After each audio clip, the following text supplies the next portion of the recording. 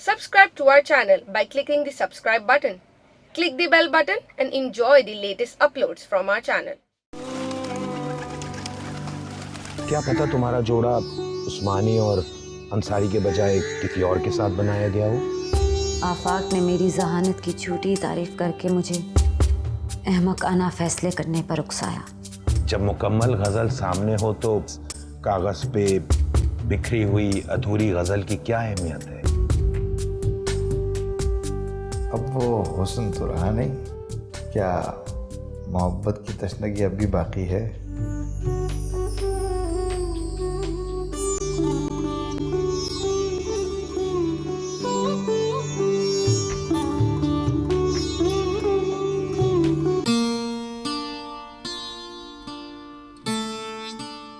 मेरे हुस्न से नूर ऐसे छलक रहा है जैसे कांच की सुराही में शराब का रंग छलकता है। ऐसा हुस्न तो चिराग लेकर ढूंढने से भी ना मिले। खूबसूरत औरत की बढ़ती उम्र बुझे हुए आतिशफशा पहाड़ की तरह होती है। वक्त का घूमता हुआ चरखा मट्टी और धूल उड़ा उड़ा कर जवानी को बढ़ती उम्र में दफन कर देता है।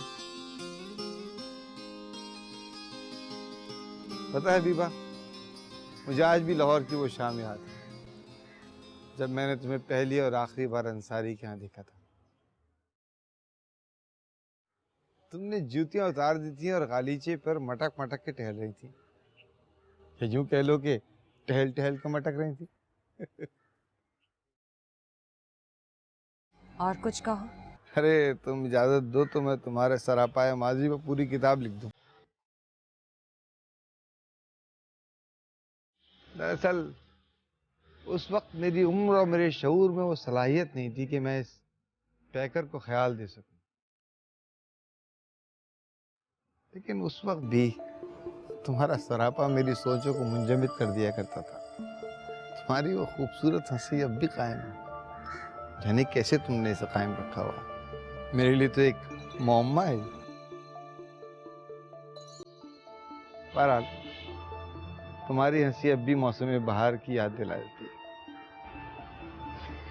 शुक्रिया। पता है, इस उम्र में पहुंच के हर खूबसूरत औरत एक भिखारन बन जाती है, तारीफ के एक टुकड़े के लिए तरसती है।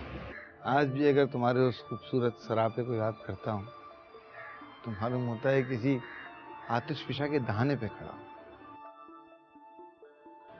हुस्न के साथ मुझे तुम्हारी वो बातें भी याद आती हैं। खूबसूरत औरत की अहमकाना बातें भी इल्हाम का दर्जा रखती हैं, लेकिन जब कोई खूबसूरत औरत जहानत की बातें करने लगे तो फिर तो कयामत ही हो जाती है। मजे की बात तो ये है कि तुम मुझे बिल्कुल याद नहीं हो। दरअसल मैं उस वक्त याद रखने के लायक ही नहीं था। पता है बीबा, औरत की नौजवानी मर्द की नौजवानी से मुख्तलिफ होती है। औरत की नौजवानी बहुत मुकम्मल होती है, जबकि मर्द की बड़ी आधी अधूरी, कच्ची सी। मेरा हुस्न मेरे लिए हमेशा एक मसला रहा, लेकिन इसका मतलब ये नहीं है कि मुझे अपने हुस्न से नफरत रही। मैंने देखा है कि कोई मर्द भी औरत की खूबसूरती से उतना प्यार नहीं करता जितना वो अपने आप से करता है। तुम कहते हो कि खूबसूरत औरत एक तासुर है, तो मर्द उस तासुर को खरीदने की कोशिश क्यों करता है?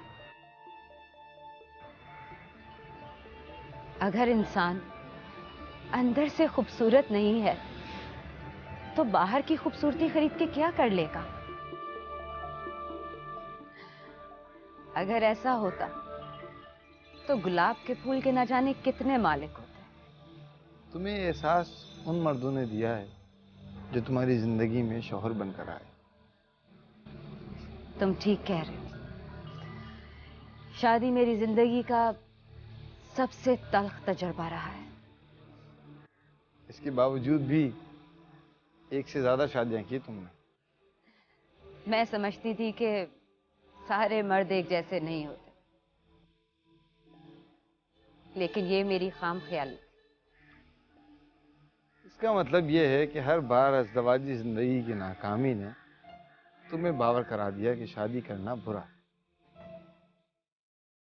मैं ये नहीं कहती कि शादी करना बुरा है, लेकिन मलकियत का यह एहसास यकीनन बुरा है। और मर्दों का ये दोखलापन,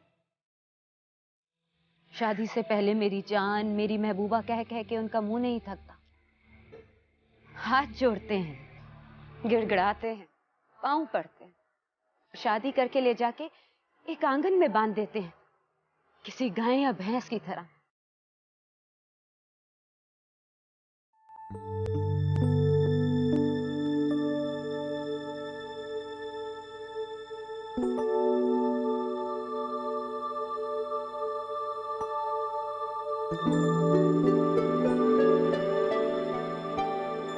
मेरा तीसरा फैसला भी मेरी जहानत की तरह गलत साबित हुआ। आफाक ने मेरी जहानत की झूठी तारीफ करके मुझे अहमकाना फैसले करने पर उकसाया।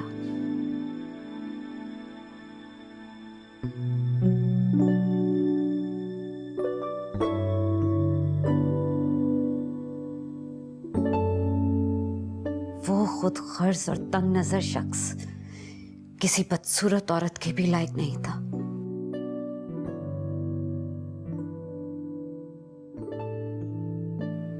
मैं उसकी झूठी खुश शौकी के रंग से अपनी बेरंग जिंदगी को रंगीन करने चली थी।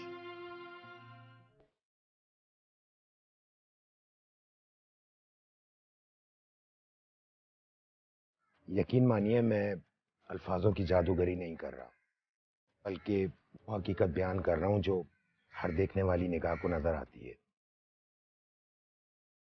तुम्हारे हुस्न की ताजगी को देख के बिल्कुल भी ऐसा नहीं लगता कि तुम दो बच्चों की मां हो। तुम्हारी दोनों शादियों की नाकामी की वजह क्या थी? जोड़े जब आसमानों में ना बने तो टूट जाते हैं। क्या पता तुम्हारा जोड़ा उस्मानी और अंसारी के बजाय किसी और के साथ बनाया गया हो। मेरा हुस्न देखने के बाद सबकी आंखों में यही ख्वाहिश झलकती है कि उसका जोड़ा मेरे साथ लिख दिया जाए। उस्मानी के बाद अंसारी ने भी आपकी तरह यही कहा था।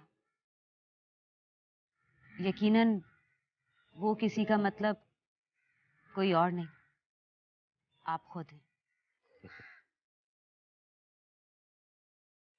ये फर्क करना बहुत मुश्किल है कि हसीन ज्यादा हो या सही। बिलाशुबा हसीन, क्योंकि आज तक मैंने खुद से ज्यादा किसी को हसीन नहीं देखा। ऐसा आईना कहता है। जब किसी तलाक याफ्ता और 2 बच्चे पैदा करने वाली औरत के हुस्न में सामने वाला मुब्तला हो जाए तो यकीनन ये मेरे हुस्न का कमाल है।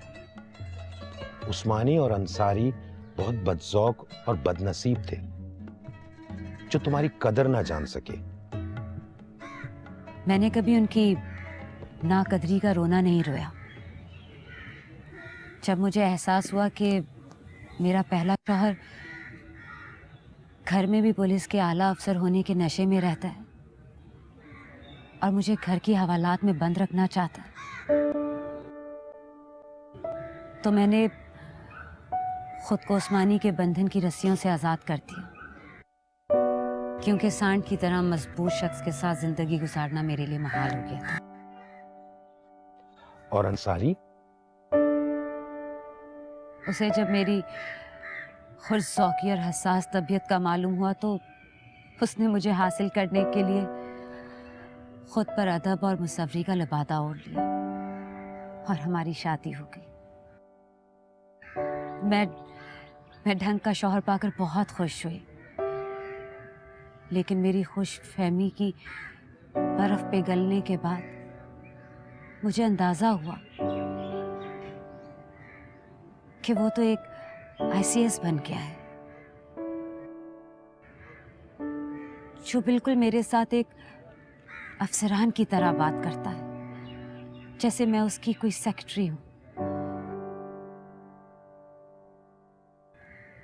वो मुझसे ऐसे बोलता है जैसे जैसे मुझसे किसी फाइल पर दस्तखत करवा रहा हूं। दरअसल तुम्हारे दोनों ही इंतखाब गलत थे। तुम जैसी हसास और खुश ज़ौक़ औरत के लिए जिंदगी का हमसफर भी हसास और खुश ज़ौक़ होना चाहिए। यकीनन एक अदीब ही तुम्हारा बेहतरीन हमसफर बन सकता है। हबीबा, कुदरत ने तुम्हें बेपनाह हुस्न दिया है। तुम इस कायनात की पहली और आखिरी हसीन औरत हो।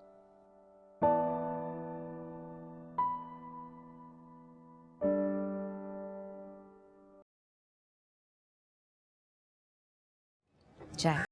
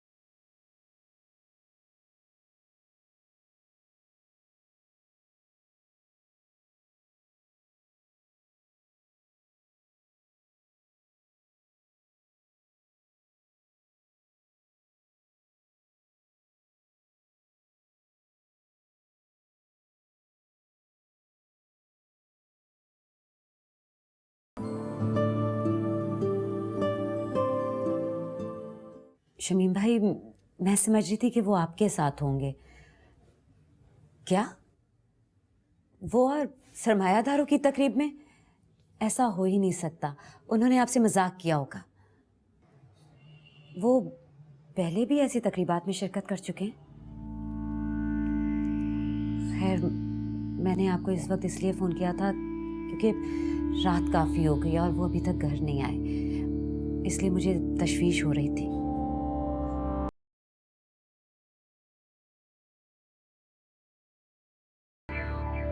आफाक बदलता जा रहा है।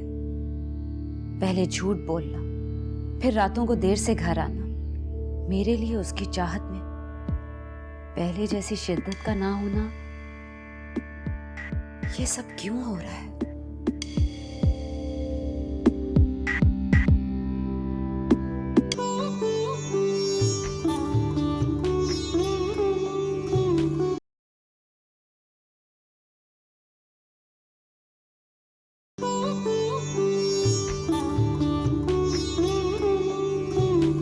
आफाक, आप जानते हैं मुझे झूठ से सख्त नफरत है। मैंने अपनी जिंदगी के बारे में आपको सारा सच बता दी, मगर आपने मुझे कभी अपना सच बयान नहीं किया। और आपकी साबका बीवी का सच तो बताया ही नहीं। तुम्हें ये सब कैसे पता? ये मेरी बात का जवाब नहीं है।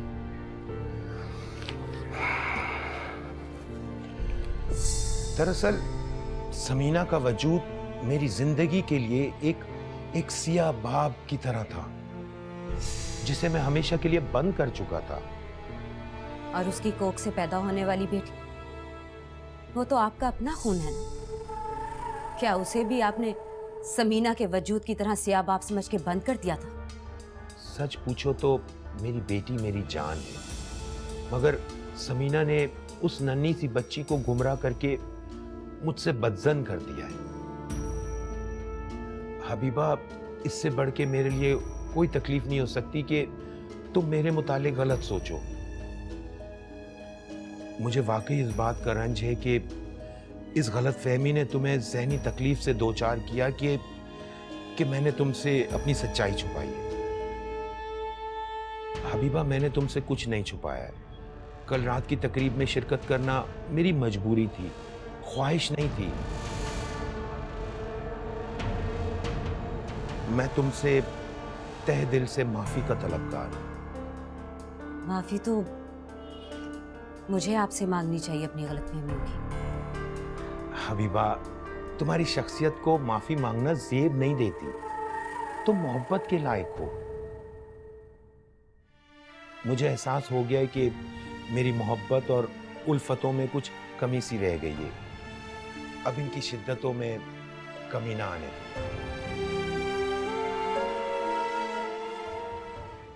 आफाक, तुम अपनी झूठी सफाई देके अपने गंदे बातिन को सुथरा साबित नहीं कर सकते। तुम एक हसास खौल के अंदर ढोंगी और सख्तगीर इंसान हो। मुझे तुम्हारे बारे में सब कुछ पता चल गया है।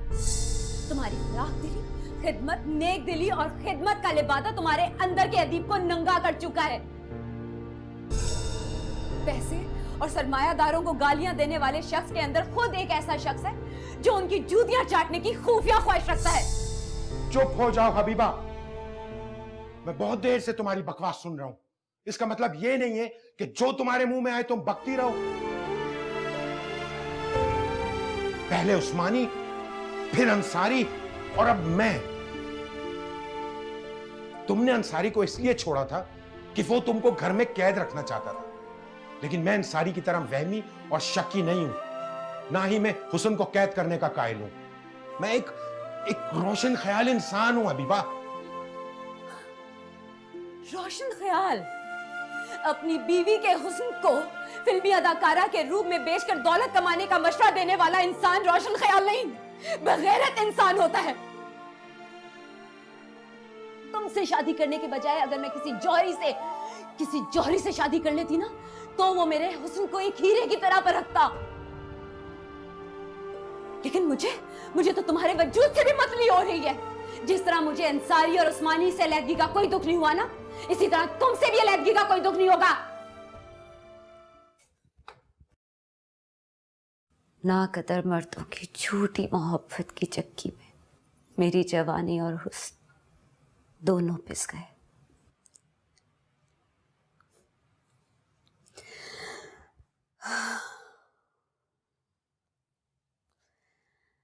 जो होना था वो तो हो गया। एक बात तो बता, तुम्हारा हुस्न शोला सामाओ आतिश फिशा था। आफाक के बाद कोई चौथा फरिश्ता नहीं? न जाने कितने मंचले दिल की आवाज जबान पे लाए अपनी अपनी हाँकते रहे। आशिक थे कि बहलाए फिरते थे, और प्रेमी शहद की मक्खियों की तरह आगे पीछे भिनभिनाते रहते थे।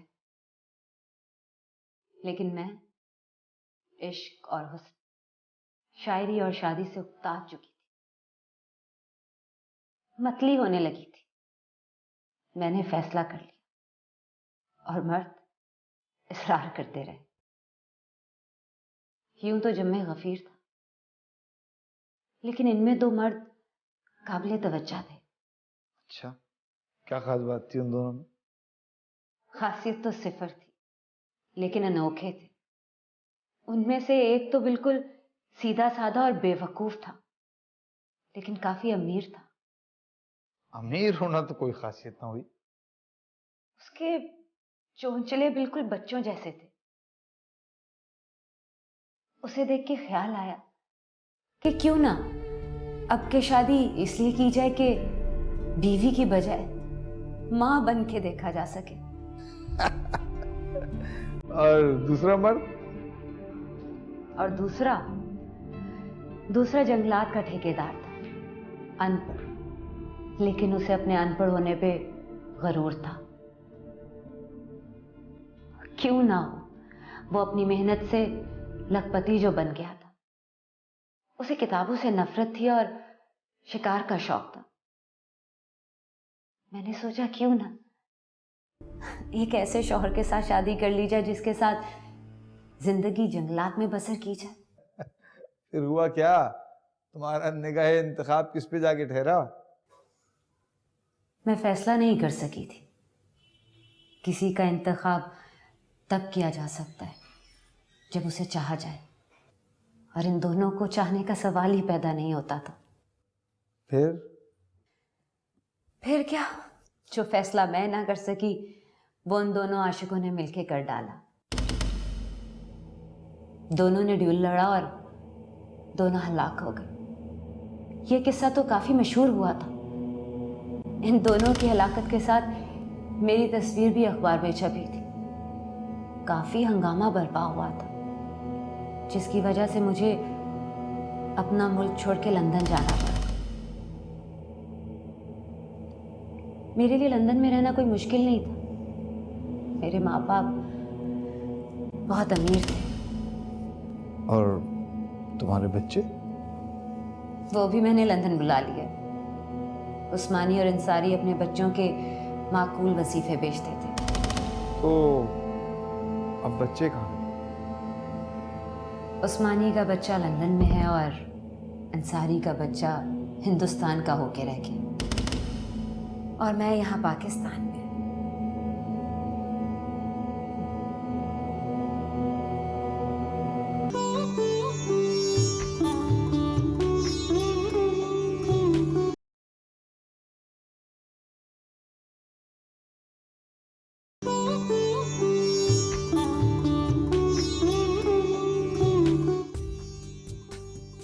अरे सुहेल, तुम कब आए?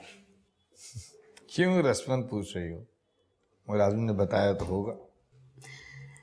मैंने सोचा अगर मैं इसी तरह खामोशी से आके बैठ गई तो तुम्हें अच्छा नहीं लगेगा।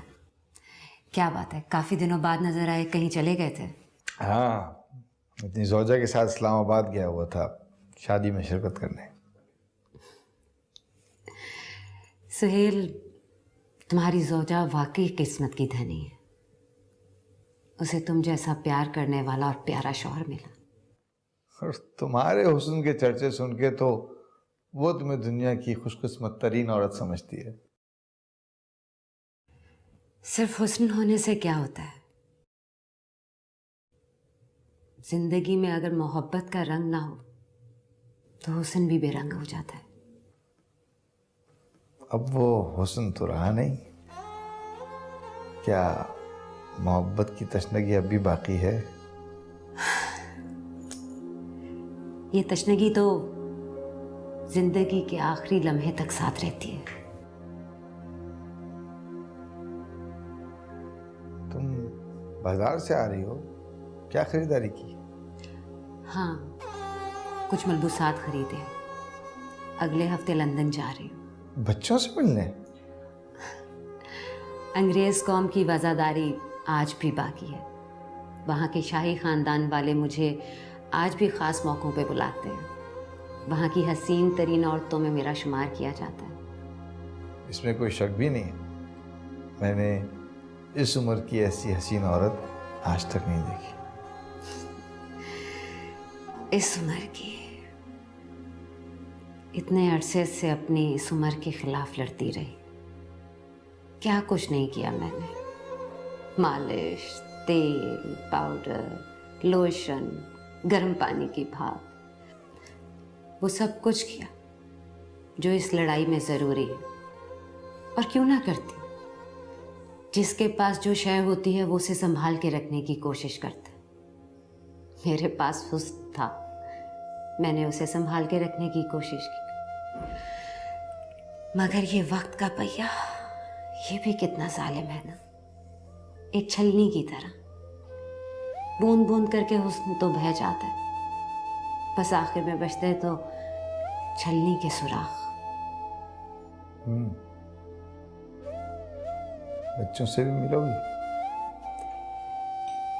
अब जा रही हूं तो उनसे भी मिलूंगी। यानी ममता की तड़प नहीं ले जा रही तुम्हें वहां? शायद अपने हुस्न की मोहब्बत में मेरी ममता में शिद्दत नहीं रही। क्या तुम्हें अपने बच्चों से मोहब्बत नहीं हुई? हुई तो, बहुत प्यारे बच्चे हैं। जब तक मेरे पास रहे, आज भी मुझे खत लिखते हैं। लेकिन आज जब बैठ के इस उम्र में तजिया करती हूं तो एहसास होता है कि मैंने अपने अलावा तो किसी से मोहब्बत ही नहीं की, ना अपने शौहरों से, ना अपने दोस्तों से, और ना ही अपने बच्चों से, सिवाय अपने हुस्न के। मैं कभी उनकी मां ना बन सकी, सिर्फ हबीबा ही रही। शायद ये उस तरह की मोहब्बत है जैसे किसी फनकार को अपने फन से होती है। हाँ, लेकिन इसमें बहुत बड़ा फर्क है। फनकार का फन उसके साथ जाता है और हुस्न रास्ते में छोड़ देता है, जिस तरह मेरे साथ हुआ। अगर हुस्न से तुम्हारी मुराद जिल्द की ताजगी से है, या हुस्न से तुम्हारी मुराद आंखों की चमक से है और रूह की ताजगी और दिल की चमक से नहीं है, तो शायद तुम सच कह रही हो। अगर मर्द या औरत अपने अंदर हुस्न और तवाज़ुन पैदा कर ले तो कभी बूढ़ा नहीं होता।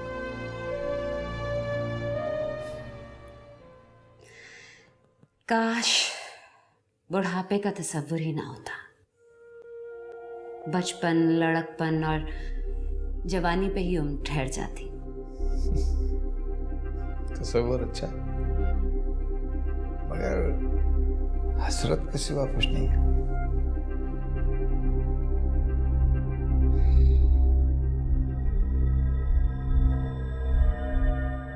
जिस दिन मैंने पहली बार हबीबा को देखा था तो मुझे अपने जज्बात में हलचल सी महसूस हुई थी। यकीनन वो इश्क था, मगर उस वक्त में बहुत कम उम्र था। इश्क का वो जज्बा मुझे हवा के झोंके की तरह छू कर गुजर गया था, मगर आज वो झोंका क्यों फिर से छूने लगा है, जबकि वो जवान न रही और वो हुस्न भी ना रहा। हाँ, मुझे पता है तुम क्या दिखाओगी। मुझे कादिर ने सब कुछ बता दिया है। जो मैंने किसी को नहीं बताया, वो कादिर को कैसे पता चल गया?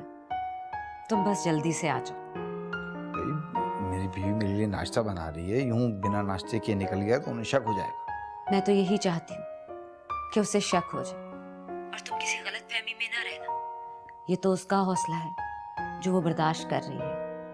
अच्छा, बस तुम जल्दी से घर आ जाओ। मुझे आज किसी खास से तुम्हें मिलवाना है। मिलवाओगी? मैं तो समझ रहा था कि दिखाओगी। जब मिलोगे तो देख भी लोगे। मुझे कादिर ने एक मर्तबा बताया था कि तुम तस्वीरें बनाती हो मगर किसी को दिखाती नहीं हो। मैं तुम्हें तस्वीरें दिखाने के लिए नहीं, बल्कि अपने शौहर से मिलवाने के लिए बुला रही हूँ। तुम्हारा शौहर? हाँ। हबीबा, तुमने रातों रात एक और शादी कर ली? यार, मेरी समझ में कुछ नहीं आ रहा। Hello Habiba, Habiba, hello. काट दिया।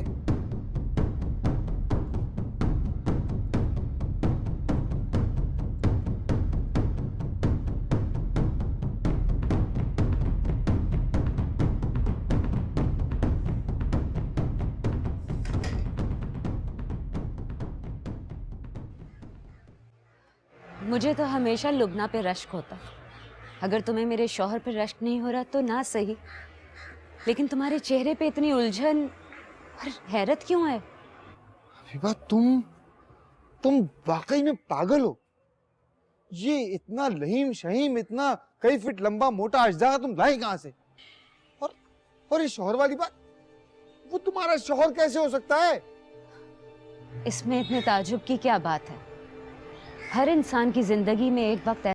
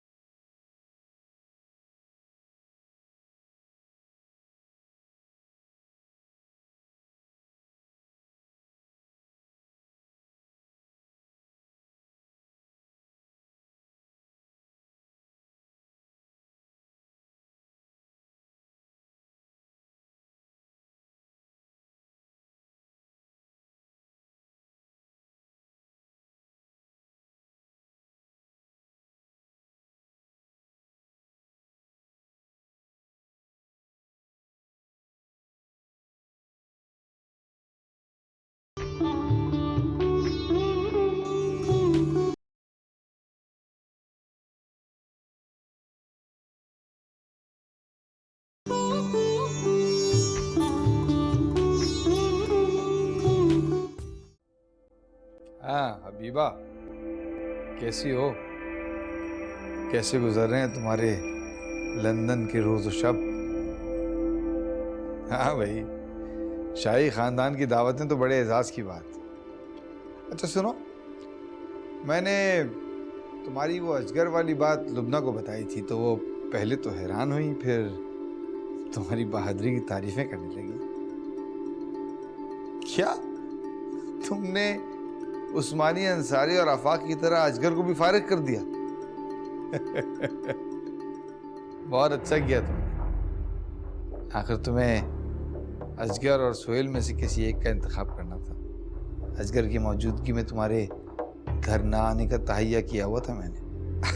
नहीं नहीं, तुम्हें नफ्सियाती मरीजा समझने लगा था। चंद रोज में वापस आकर तुम्हें कुछ ऐसा दिखाऊंगी तो ये शक भी दूर हो जाएगा। मैं मुंतजिर रहूंगा।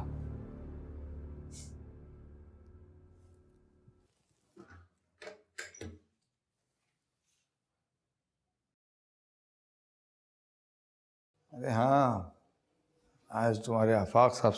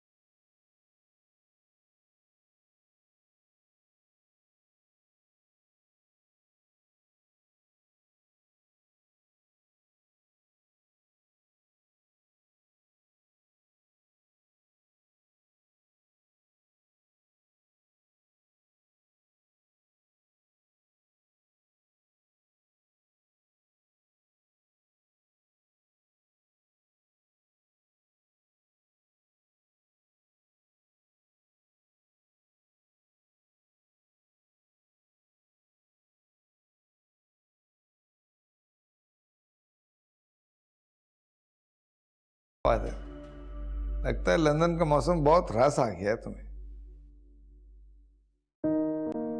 तुम्हारे चेहरे पर पहले से ज्यादा ताजगी और मुसरत नजर आ रही है।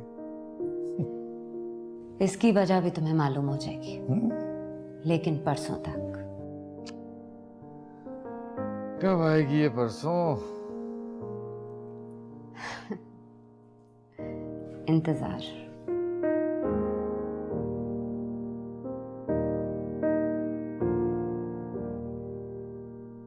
आज मुद्दतों बाद आईने में जवान हबीबा को देख रही हूँ।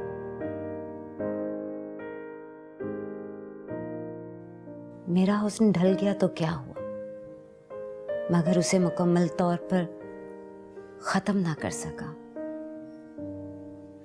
उसका सबूत कल के तुलू होने वाले सूरज के साथ सबके सामने आ जाएगा।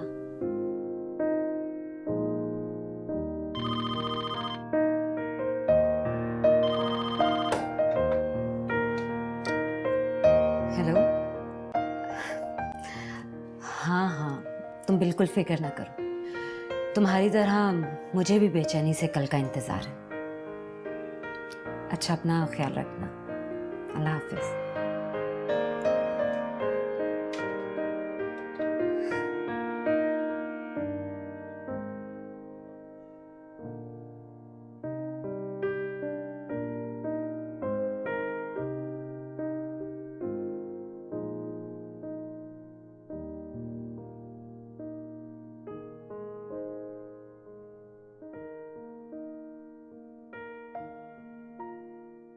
अगर उसके बच्चे नहीं आ रहे तो हबीबा किसको लेने एयरपोर्ट गई है? ऐसी कौन सी खास शख्सियत आ रही है जिसका तस्करा उसने मुझसे भी नहीं किया? कौन हो सकता है? जरूर लंदन के शाही खानदान का कोई फर्द होगा। मुलाजिम बता रहा था कि वो सुबह सवेरे सज धज के बड़े एहतमाम के साथ मोटर लेकर निकली।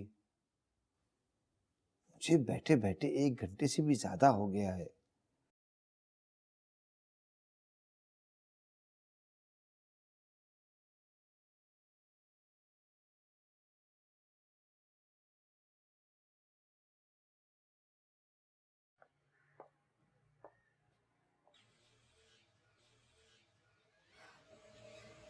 क्या हुआ सुहेल?